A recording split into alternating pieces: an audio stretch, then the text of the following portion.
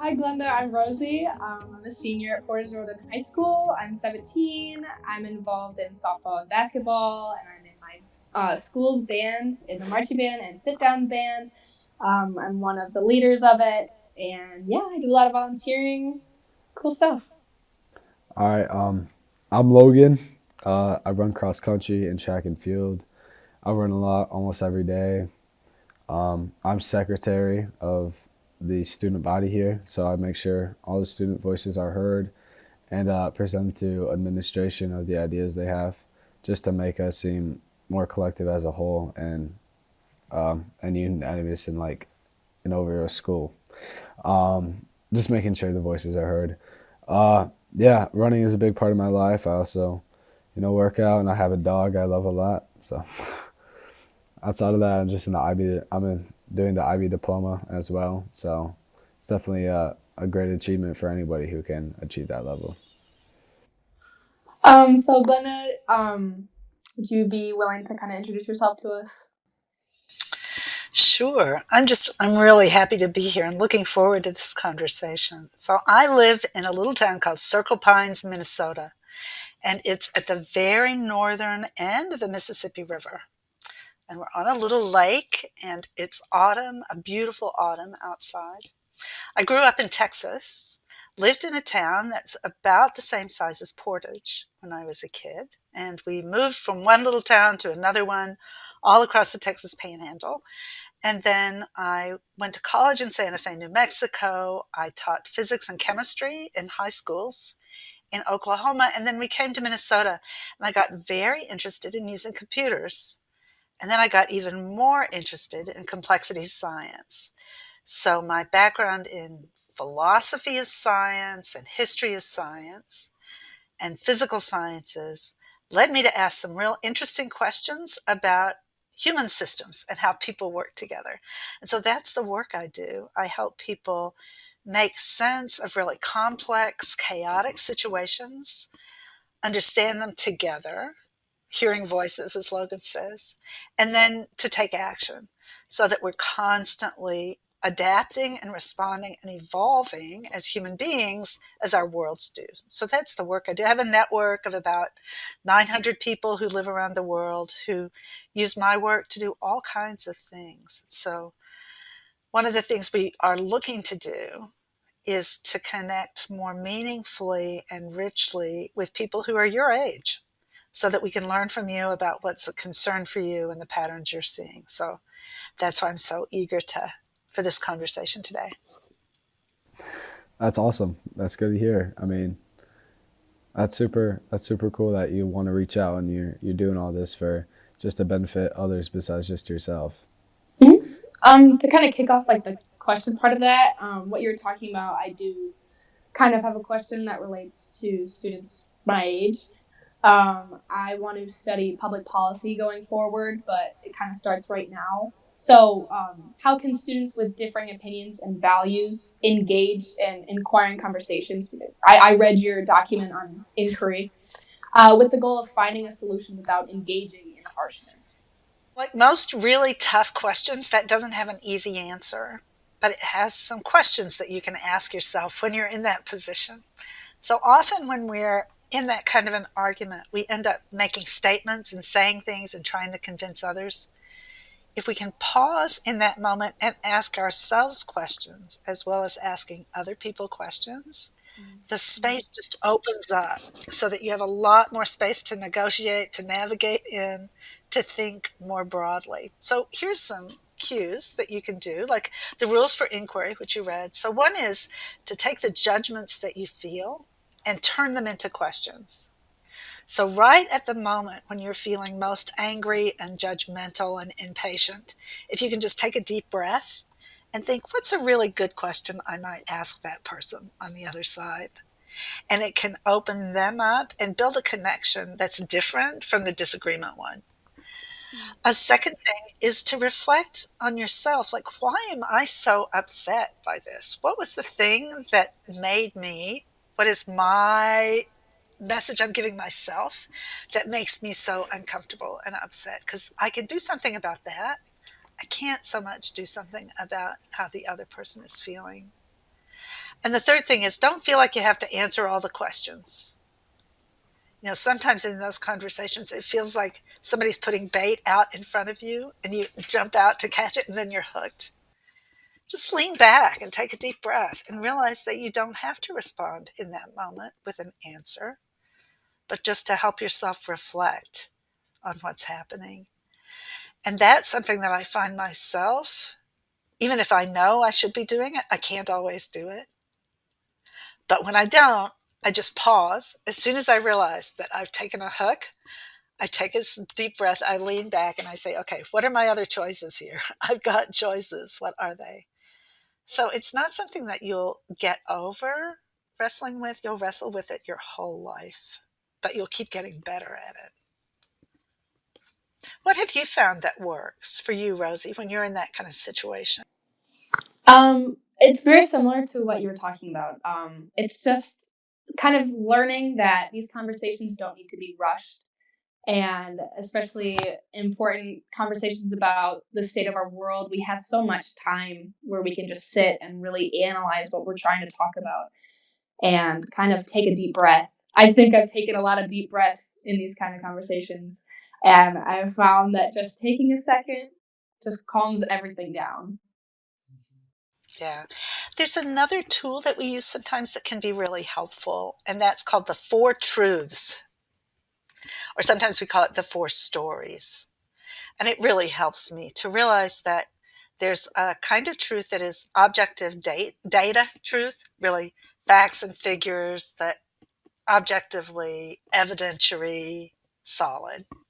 But that's just one of the kinds of truths. There's a second one that is what you believe to be true. No matter what anybody else says, you believe it. You believe it deeply. And that's called subjective truth.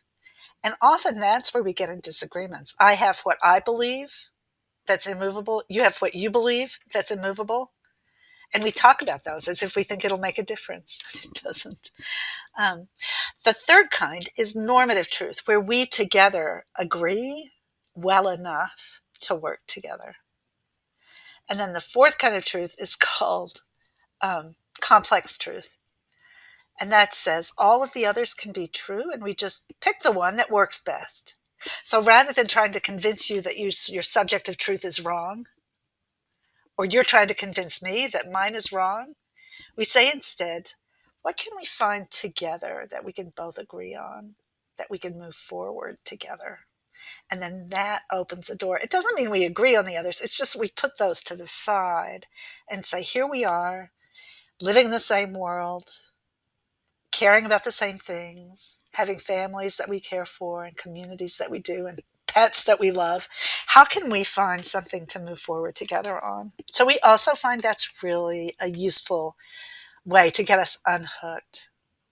And I think your generation may have many more gifts about working with that than mine did and does. So I'm glad you're working on those muscles already, building those muscles up. It's going to be a long run. For sure. And I think we have a lot of patterns that we've adapted from the older generations that, once again, it's going to take time to get rid of. But I would say when I look around at my classmates, we're doing a lot better job at having those, which I'm proud of. Yeah.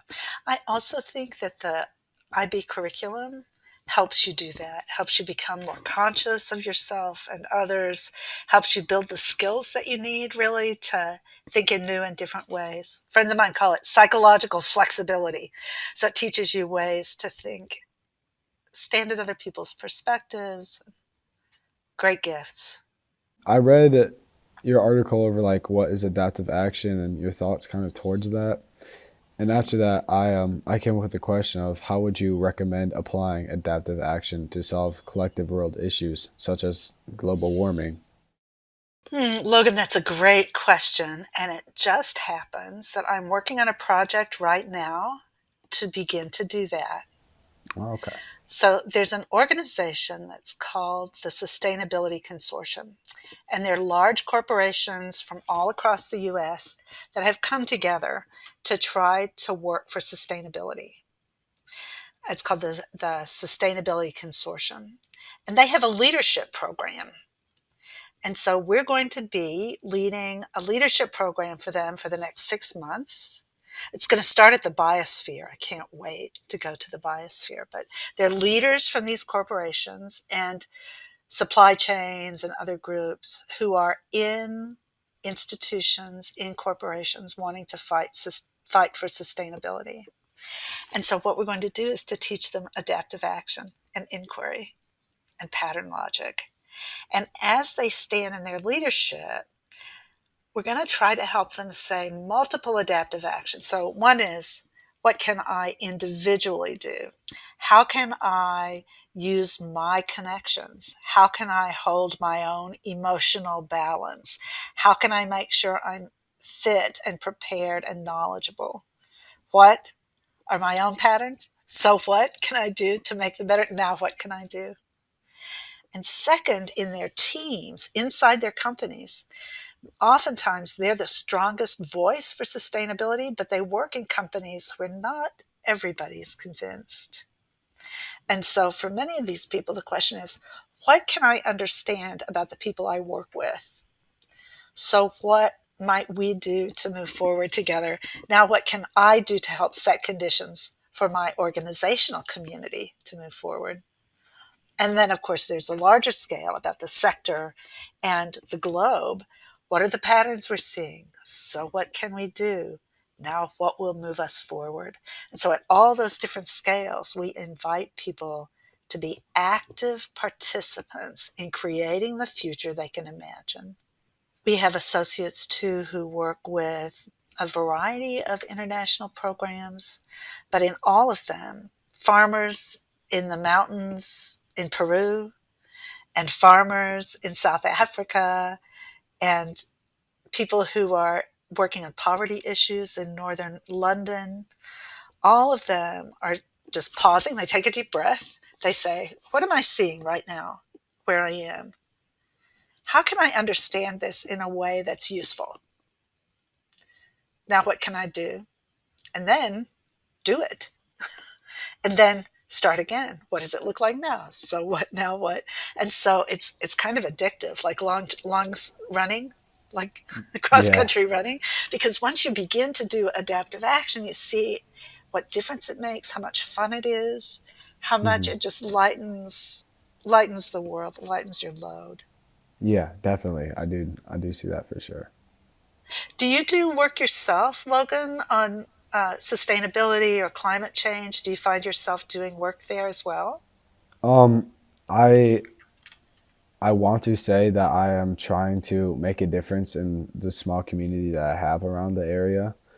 I've definitely researched, and I have I'm 18, so I can vote on a lot of things. So I vote for what I'm passionate about, and global warming is something I am passionate about. And I try and to give my opinion and my ideas and knowledge upon my classmates who may not know as much about it, so they too can be knowledgeable. And using that adaptive action skills, like you said, it is something that can help basically any situation to an extent. That's right. This is one of the real gifts of a complex world. We used to think that to make a big difference, you had to have a lot of power and position and wealth or whatever, that you had to be in a place that you could push really hard. But in a complex system, it doesn't work that way.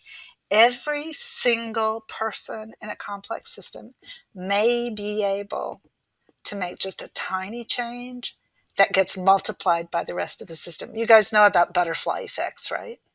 Do you know about butterfly effects? Yeah. So anything you do can become a powerful transformative moment for someone. You never know when, you never know which one, but there you constantly hold that possibility. Yeah. Yeah, there's always an opportunity there for, I mean, anyone to, if they're passionate about a topic enough, that it will be heard and people will listen, and some people will agree as much as some other people will disagree on it. It's just how it'll work, but it'll definitely go in that butterfly effect. Yeah. And Logan, sometimes it's frustrating because you don't know when the response will happen.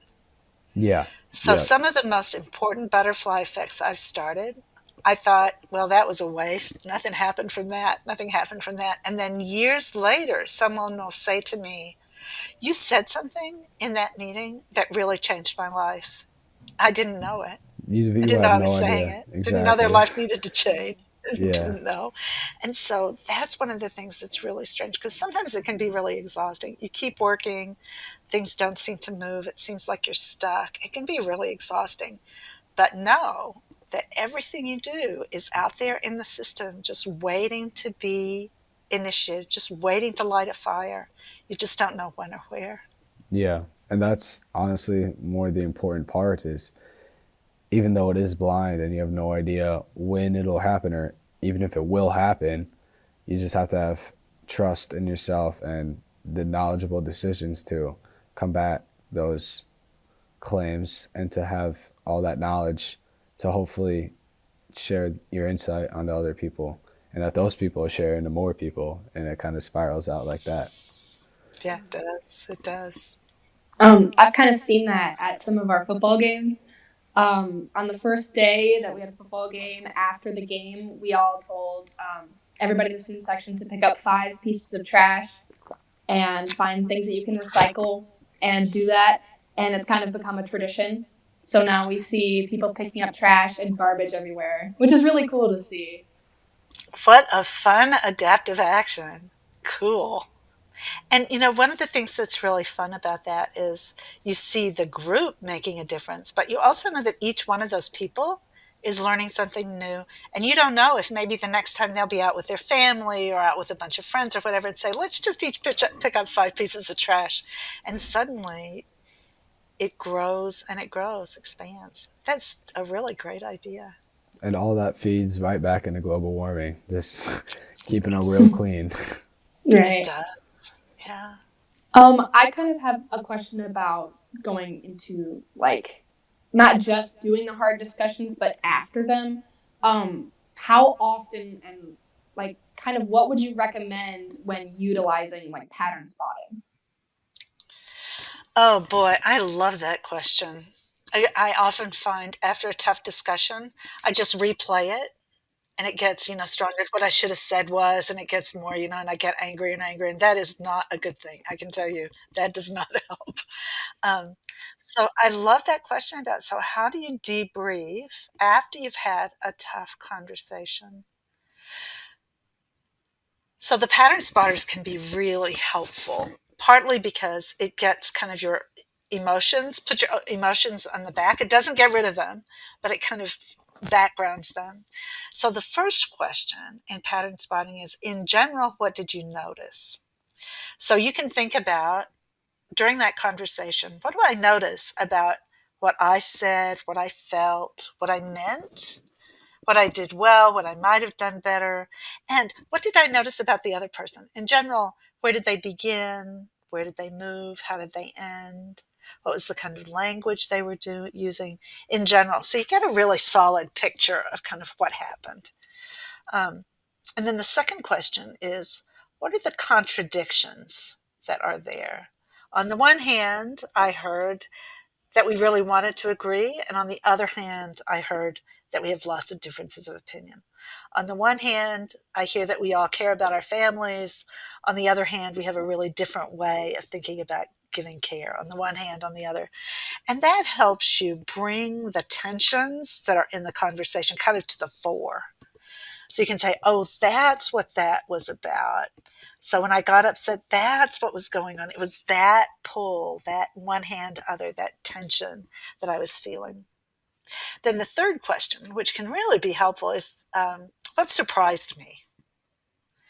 And the reason you want to pay attention to surprises in a complex system is that they're hints about what might be. So if you hear just one little thing in a conversation that surprised you in a positive way, that's something that you may be able to blow on that flame, amplify that, feed it back to someone. That a positive surprise can really give you an opportunity, kind of lever, to move into something that's fruitful, life giving. And if it's a negative one, then you can think about, well, how can I minimize the danger of that pattern so that it doesn't emerge? How can I damp it? How can I kind of put a lid on it so that that stays controlled in some way. Yeah. So, and then the third is, of course, my favorite one because it has to do with inquiry. Like, I wonder, what do I wonder? Since this conversation is over, what do I wonder about myself, about others, about the next conversation? But those four things, in general, what do you notice on the one hand and on the other? What surprised you? And what do you wonder? And by the time you get through those questions, or at least by the time I do, I'm really in a much better place to be ready for the next conversation. I'm not stuck in the old one. I'm looking at the next.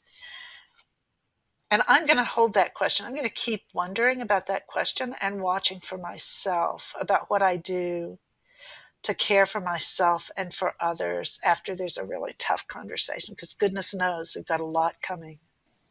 Absolutely. I really liked what you said about looking forward to the next conversation. I'm going to keep that in mind for my future conversations like that. Great. Let me know how it goes. Yeah, all that was incredibly insightful and just like definitely such a new perspective of how to look at per se like hard discussions instead of just taking all the negative away. You can leave with some positive in your life as well.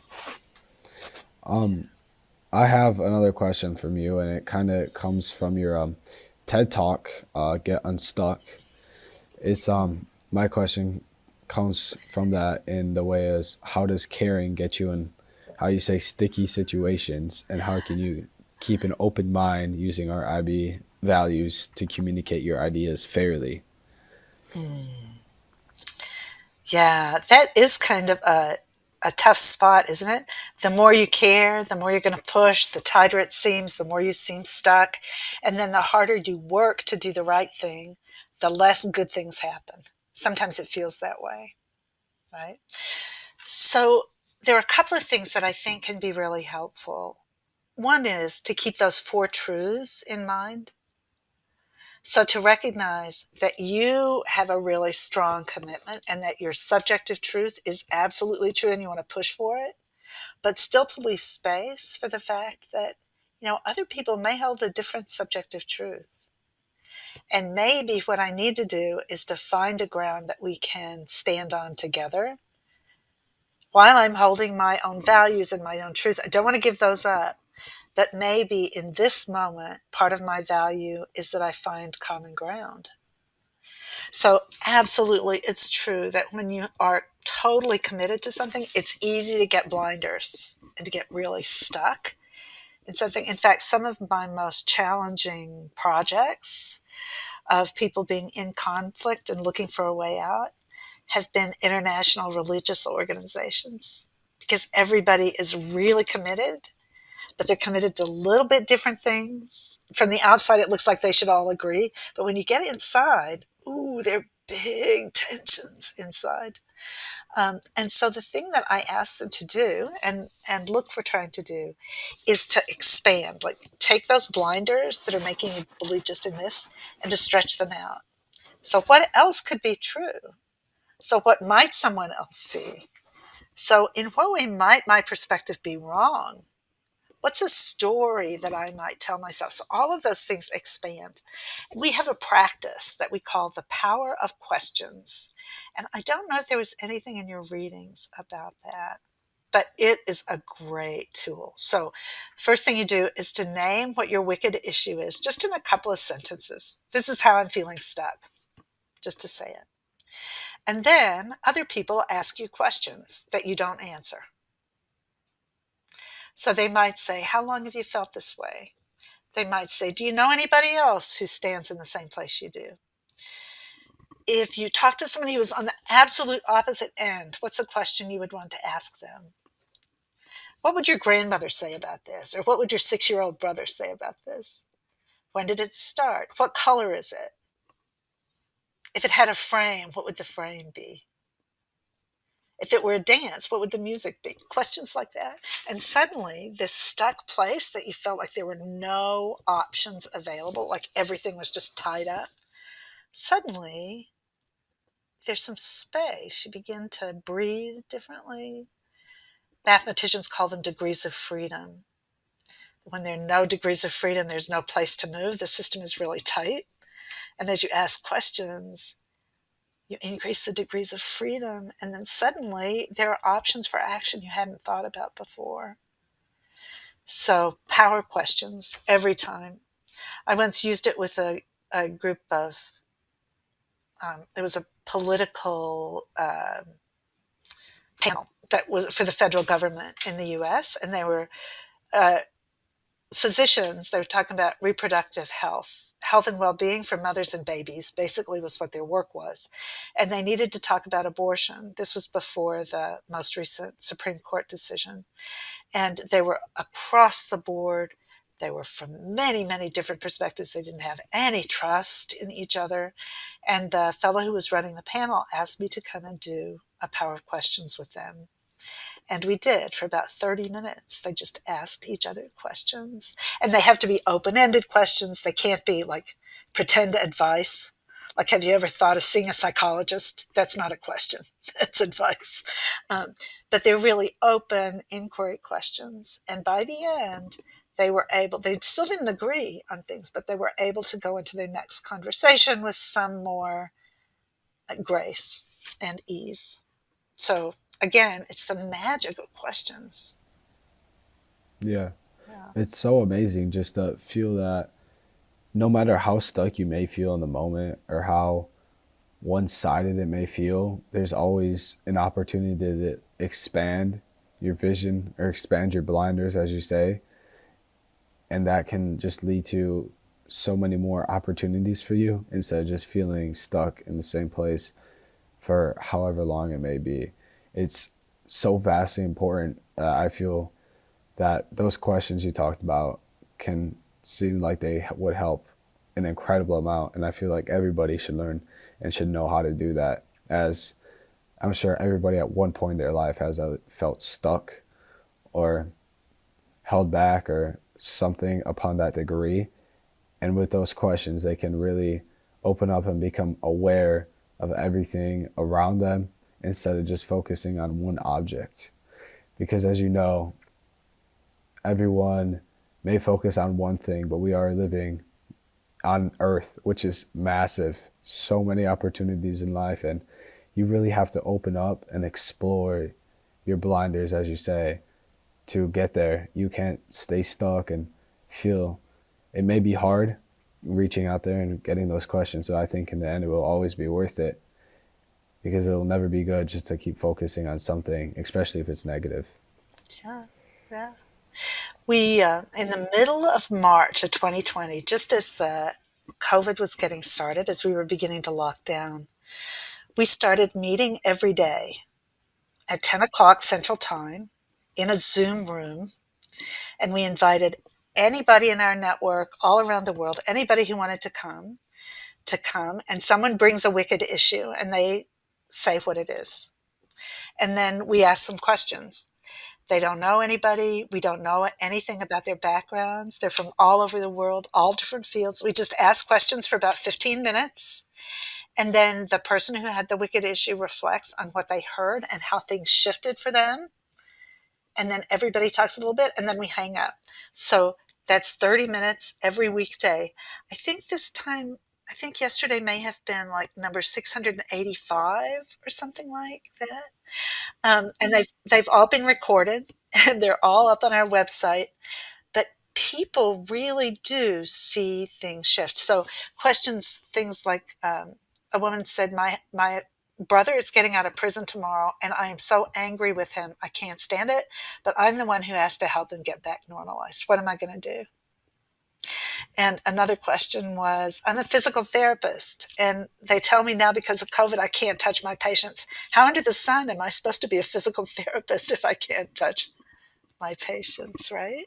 And all different kinds of things, people talking about their own challenges with themselves and family and work, with their educations, with their backgrounds. But it really has been quite a transformative process. Yeah, there's so many little details in everybody's life that nobody would know about. And it's so important, especially in this high school level where I'm at right now. I mean, it is seen worldwide, but with students, there's so much stress upon them applying to colleges, homework, stressing about grades, all of that can just get your blinders set and just think that if you don't get an A in a class, you're not going to be able to go to like a top level college, and you're not going to get a top level job, and your life's going to be over. And it's extreme amount of stress for just one given person. And doing those Zoom calls, like you said, where it's more or less anonymous or people don't really know others that much, they can really fully express their ideas without feeling the need of being criticized, as it is. Criticism is just such a major role in today's world upon almost everybody. I mean, especially in high school and middle school, and scenarios like that is very detrimental, and it can hurt a lot of people. And it is just so important that way that you said you can ask questions and you can always get unstuck. It's just incredibly important. And I feel like that's such an amazing viewpoint, and I agree with it. And I think that's so awesome that you figured that out in life and that you're able to help others. 680 sessions or whatever is just incredible. Well, thank you. It's been And really fun. And Logan, you could lead a power of question session with your colleagues in school if you wanted to.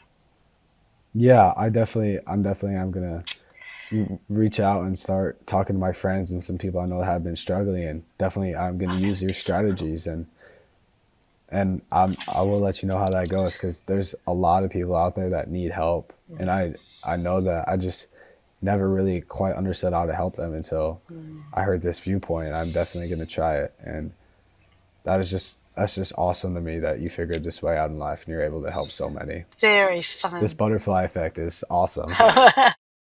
So you've been answering a lot of questions that we've been asking you with a lot of great information. Is there anything that you've been wanting to talk about, or do you have any questions for us? Well, ever since I knew we were going to do this, I've been keeping a list of questions I want to ask. It's now longer than your arm. So, since we don't have the rest of the day, um, one question that I have that really makes a difference for me in the way I live in the world is to hear from you as you think about this journey that you're going to be on for the rest of your life. Imagine you're packing your bags for the rest of this journey. What's one thing that you think we should leave behind as we go into this journey to the future as human beings? And what's one thing that we should pick up that we haven't had in the past? What's one thing we need to leave behind and one thing we need to be sure to pack? One thing that we should be sure to pack is understanding mental health. As we went into quarantine, it became kind of this taboo thing that we all experienced, but nobody wanted to talk about it at the very beginning. But now, as we've progressed, it's gotten a little bit better. But going forward, it's definitely something that we need to remember and take into account, and just be there for people going through it, and not just pass it to the side like it's this sort of outcast thing, when we all have our individual struggles, and the one thing that we can really do all the time is just be there for people. Oh, thank you, Rosie. That's great. That's great. Logan, what about Yeah, you? I What mean, would you pack for sure? so yeah, that's like an extremely insightful question. I love that question. I feel like one thing you need to always bring with you, and one thing you always need to remember, is your memories. No matter if they're good, no matter if they're bad, no matter how much they may hurt you, it shapes you. It shapes who you are, and it will always shape who you are. It's something that builds on top of each other and just really, really describes you. And you can't improve on yourself or be who you are if it weren't for those memories. And memories may be extremely hard, or they may be very happy as well, but every one of those is extremely important to showing who you are. And I feel like as much as memories help you, there's also the thing that you should leave behind, in my opinion, is the stuff you can no longer control. I mean, if something happened, let's say freshman year of high school, and you want to forget about it, I feel like something so important that you should forgive yourself for. There's not a worse feeling than holding on to something in life that you don't have control of ever letting it go or ever being able to fix a scenario. I feel like everybody should learn from their memories and make sure to leave out the stuff they can't control, but they remember what happened so it doesn't happen again, the same mistake. Mm, that makes a lot of sense. Because all the time and energy you spend worrying about things you can't fix is time and energy you can't use Right. building what's next. That's such a great insight. Yeah. Exactly. You cannot improve upon yourself if you're stuck in the past with your blinders on that one bad scenario. Yeah. You need to open it up and you need to improve on yourself with all those memories Yeah. and you need to live your life. That's great. That's great. I have another one about the joy. What brings you joy? Maybe this is Emma's question about what does love have to do with it? What fills your heart with joy? What is it that when you think about, I'm just going to burst, I'm so happy and joyful and filled with the glory of life? What is it that fills your heart? I would have to say any scenario where I just get to help someone smile or just have a better day. There's nothing that I love more than just sharing that connection with somebody else. It's kind of how I base my life since I volunteer at elementary schools. It's my favorite thing watching a little kid understand, addition, subtraction. It's little things like that, or I did Meals on Wheels for a while and delivering food to people who can't exactly leave their homes, and the smile that they have when you greet them with their food, it's kind of the joy that I feel. It's indescribable. So truly, just being there for people and having sympathy and being sensitive and having those real conversations with people and just sharing little jokes or smiles. I just I have so much love and joy when I think about that. It fills my heart to hear you talk about it. Thanks. And Logan, what about you? What is it that makes you feel full of I warmth? mean,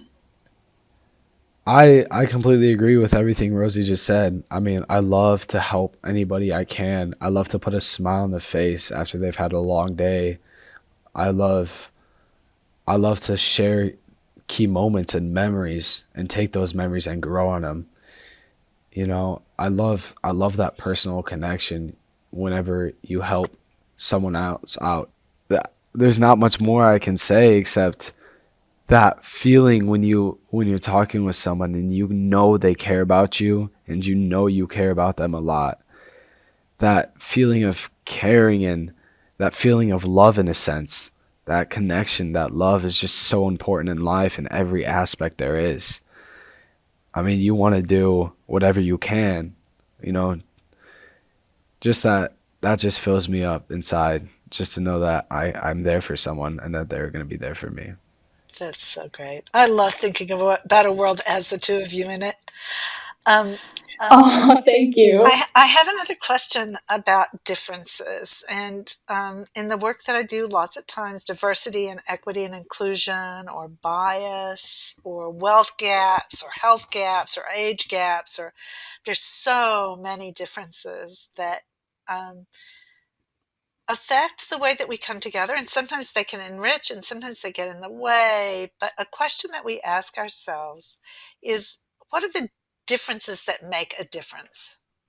So, as you think about the world as it will be, as you create it, you and your colleagues, in the spaces and times that you do, what do you want the differences to be to make a difference? What are the differences you think should make a difference?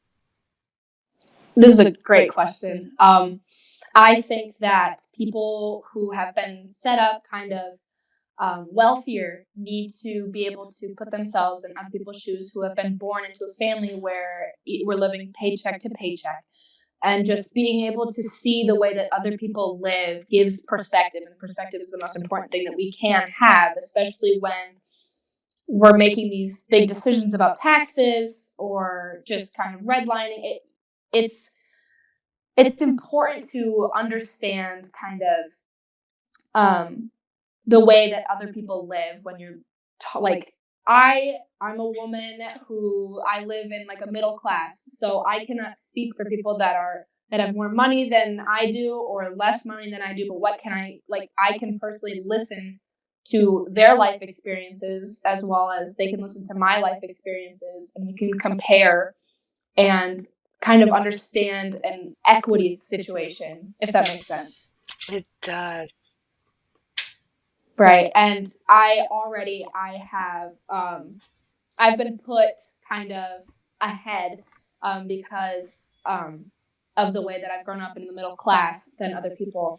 And as a white woman, I will never understand what it's like to be an African American woman. Just any like woman of color, I will never understand. But what I can do, and it's my job to do, is listen to their stories and aid in any way that I can, because I need to use the place that I've been put for good instead of turning a blind eye and choosing ignorance instead. Thank you. Amen to that. Mm. Logan, what's the difference that makes a difference in the world as you see it unfolding? I mean, I loved Rosie's answer right there. I mean, I think perspective is just such a huge thing in life. I mean, from the point of trying to understand of why someone did something to the point of trying to even if you think a completely different thought and they're thinking something else, that perspective, that view of getting that insight to trying to understand where they're coming from instead of just closing it off, I think is just such a huge factor in the difference.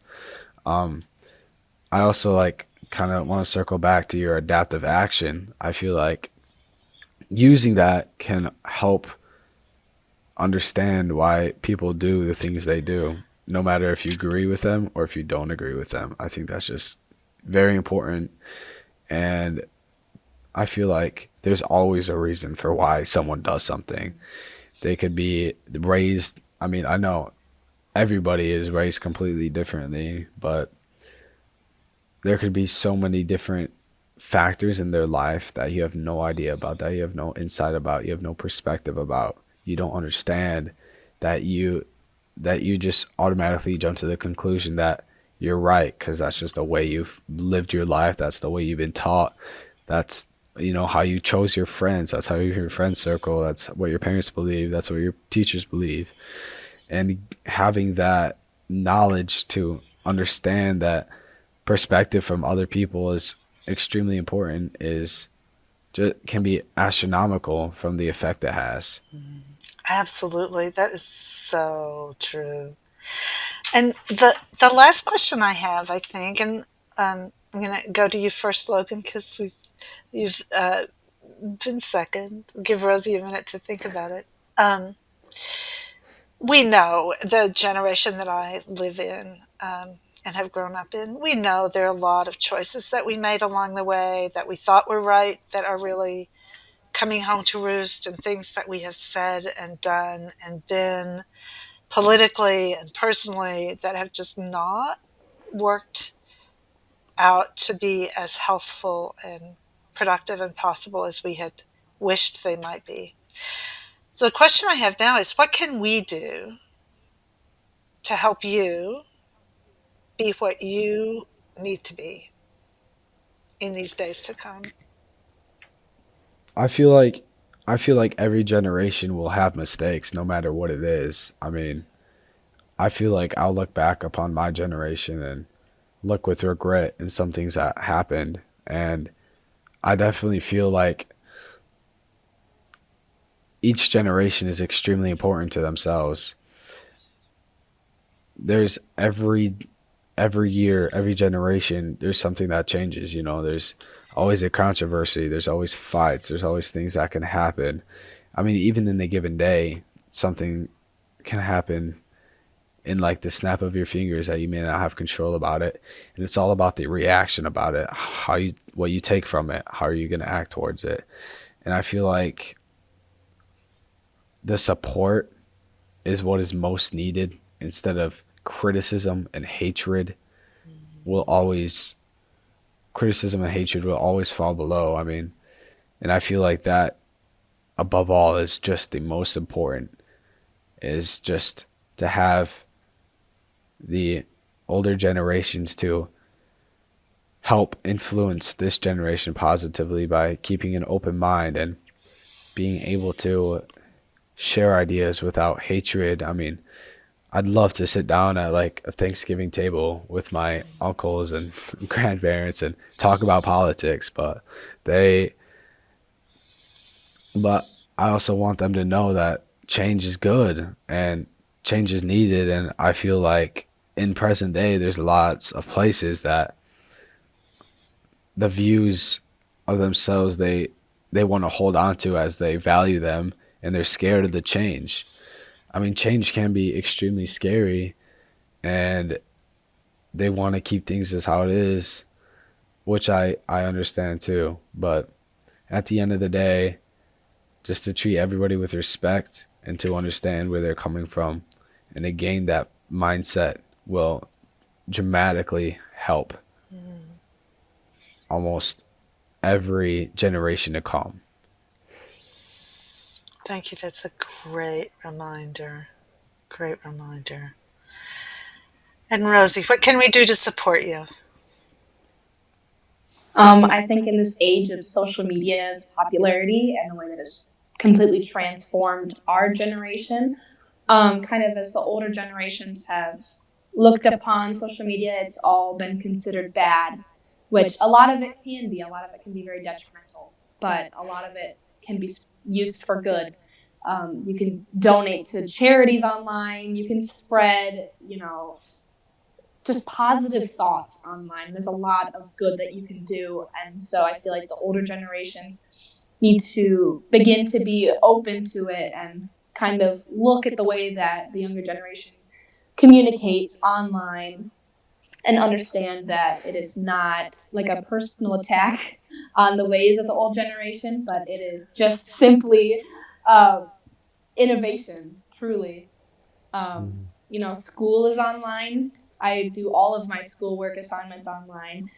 It's a very good tool. And, moving past just social media, we like kind of this Gen Z kind of like label that we've been given kind of has a negative tone sometimes. But truly, I feel as though if the older generation could just be able to be open for a conversation about, why they may not understand the innovation that the younger generation has created, and giving perspective.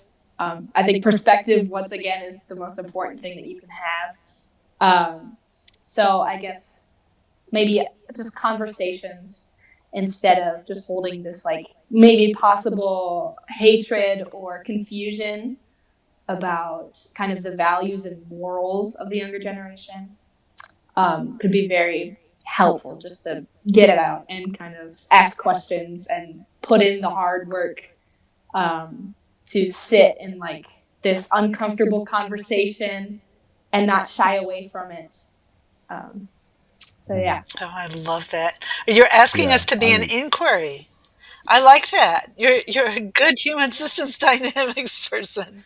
So I'm just really pleased to know that you're thinking of these questions and all the ones in the communities where you are. And I hope that you have a way to breathe into your own stress and possibility, and that you finish school this year and end up exactly wherever you want to be next year and into the future. It's lovely to meet you. Thank you. It's been awesome. It's been lovely to meet you and just to read everything you've done and all your knowledge that you shared upon the world. I mean, I feel like everybody should at least get the opportunity to look at some of your work.